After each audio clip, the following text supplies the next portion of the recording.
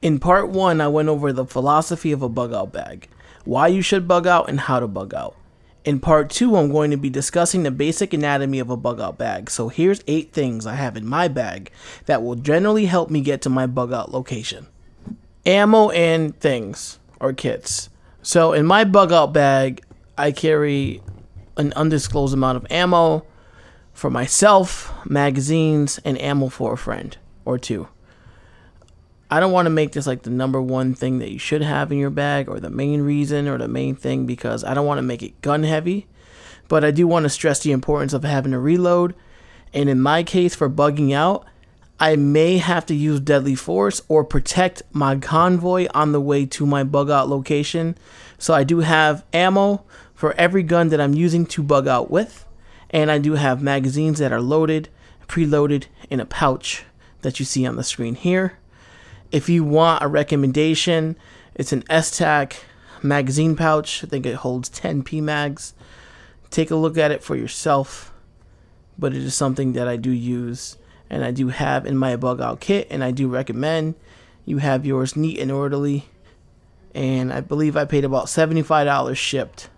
So first thing I do recommend is ammo and kits. Second thing I feel like most people neglect, if you go around and check people's bug out bags, most people I know, maybe not the most people you know, but most people I know do not have it, and it is a good pair of gloves.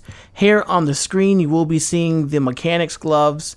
Doesn't matter how you get them, what flavor you get them, what color you get them, just get some gloves. Protect your hands. The way I look at it, you're going to be interfacing the most with your environment with your hands, so you do want to keep them clean, you want to keep them dry, you do want to keep them well maintained, not cut or injured. So a nice pair of gloves and a backup pair, let's run a redundancy on this, and a backup pair will do you justice in your bug out kit. So it's something I highly recommend. Third thing I recommend is some rain gear. I don't care what brand you get. I'm just putting a brand I recommend on here, which comes from LL Bean. I don't care if you do Patagonia. I don't care if you do ultra high speed tactical clothing that is super rain gear efficient, super rain efficient and repellent. You can go scuba diving with it. I don't care. Just get some rain gear that's decent and will hold up and get you to your bug out location. You do not want to be caught wet, especially in a harsh environment. If it's cold or windy, you can get sick, and you want to maintain your health and body heat as much as possible. So get some rain gear. Get a rain jacket and some rain pants. Hopefully you have some shoes that's waterproof. Once again, this is my recommendation from LL Bean. You can get whatever you want. Check Amazon, but get you some rain gear. It's going to do you some justice getting to your bug out location. Underwear, underclothes, undergarments. Very important. Let's say you do get caught in the rain or you do get wet. You want the ability to get into some dry clothes. A lot of y'all just strictly like neglect these things, and to me, like, you know, like I said, tailor your bug out bag to how far you're going to be traveling, how long you're going to be traveling. Is it a multi-day trip? If not, is it a wet trip? Is it a dry trip? What time of the year it is? What's the season? These are things you want to take into effect or account. But of course, have the ability to get into some dry clothes. Start off with your underwear. You see what I recommend on here. Get yourself some socks. Get yourself some briefs. If you're a woman, you know what women use. But you do want that ability to get out and into something dry, which leads to my next thing. A change of clothes. And a lot, once again, this is something I feel is underrated. More people put camping things into their bags than they do actual practical things. So let's make it practical. Get a dry change of clothes. You don't know if it's going to be raining, snowing, wet, muddy. You're going to fall, slip, rip something, spill something on you. You got to change a tire in the rain or snow or hail. You're going to get dirty, filthy. You want to be able to get into some clean clothes on your way to your bug out location. That way it doesn't, number one, it impacts morale. It impacts your ability to stay warm.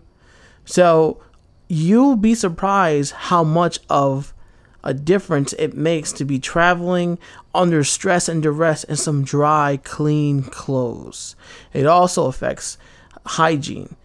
So you see what I recommend on here. Once again, I am not a brand snob. Get whatever you want. I put a recommendation on here for people who don't know what to get.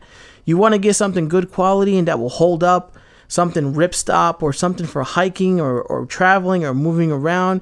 You kind of want to stay away from disposable clothing unless you have no choice or on a very low budget. But this is what I recommend. Get you some dry clothes. Energy, a way to charge your electronic devices. Very important. I think nowadays more people have this than we like to admit or notice, but you want to get a couple of portable chargers for the family, for yourself. It can charge your tools, it can charge your phones for emergencies or your FM radio, and you know, some of the electronics that you take for granted every day that you have the ability to charge. You know, I keep a couple of these, and here's a recommendation again on the screen. In the house and in the car for emergency use only. If the grid is still up, you want to be able to charge your phone or have multiple people charge their devices. So keep some energy around. It boosts morale. You can help other people with it that need a charge. You want to be able to do that. So that's another thing that I think is overlooked in the bug out bag that should be there. Knife, cutting tool, blade, sharpening tool. You should have a decent knife with you at all times. I have two that I carry with me. I am putting one up on the screen that I recommend. Ontario Knife Company, very good company. They make a lot of great blades for many different reasons that you can use them, but I think it's practical in most people's EDC. They run knives. I recommend running a few knives.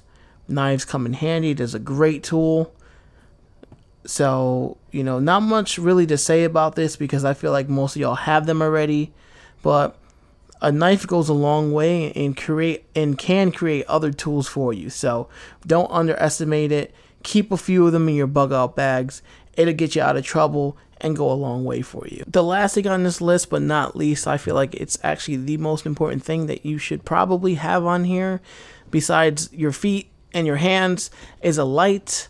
If you're going to be traveling in the dark, or if you're going to be camping, you want to be able to see what's going on. If you're going to be shooting, you want to be able to look at what you're shooting at if you had to be in that scenario. Hopefully you don't. Hopefully your tactics do not suck and you're out of dodge.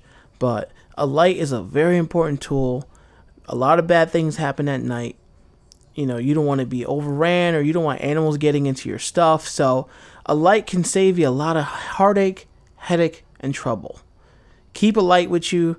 This is what I recommend. Claris. Now, Claris is a Chinese company. What's not made in China anymore? I know a lot of y'all have like your Surefires and other light companies like Olight. Listen, like, again, not a brand snob. Get whatever you want. I find the Claris brand to be pretty good when I'm in the deep, dark woods of Maine. It works fine.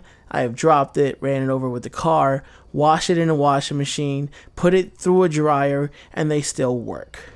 So they have a lot of different types of lights online. You should probably look at it if you're interested. But get yourself a light and use it. It's going to come in handy. Hopefully you got what you needed out of the part 2 of this series. This is really for those who are in the basics of prepping and the basics of making a bug out bag and need an idea of what to put in one. And once again, this is a very light overview of what I have in mind. I do have more, but I feel like it's not necessary for me to go in depth and tell you what exactly is in there. I'm just trying to give you all an idea of what to put in one, if you know where you're going and how long you're going to be going.